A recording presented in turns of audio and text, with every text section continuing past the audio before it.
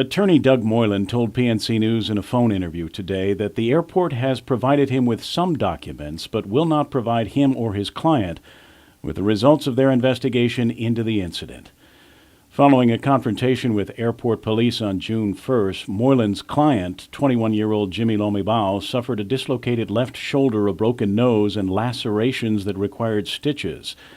Moylan said that Mr. Lomibao has been disappointed to date about having been a volunteer and then injured because of the airport's gross negligence, said the attorney. The airport yesterday said their internal investigation is complete, but they won't release it publicly because it is a personnel matter, and by Guam law, it must remain confidential. However, the airport's release also said that the injuries sustained by the volunteer participant were unfortunate and the result of an aberration from the planned exercise, and the airport is taking the allegations against its employees very seriously.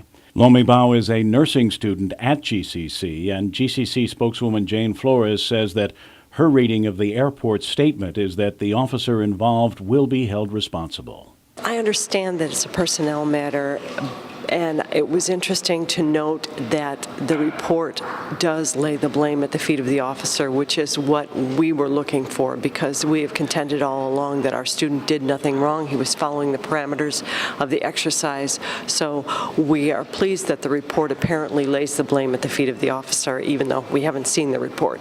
Meanwhile, Guam Police spokesman Officer A.J. Balahadja says that GPD has not yet completed its investigation into the complaint filed by Lomibao against the airport police officer that Lomibao claims assaulted him.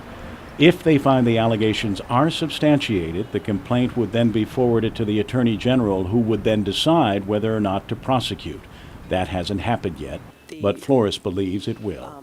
Contents of the report will eventually come to be made public, because I believe that this assault has entered the legal system, and once that system goes through its process, I think it will come out what exactly happened, and that there will be some justice for our student.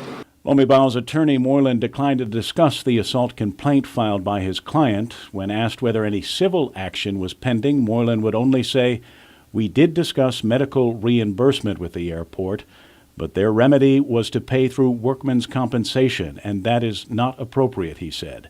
Absent any medical resolution, we are contemplating further action, but Moylan would not say what sort of action.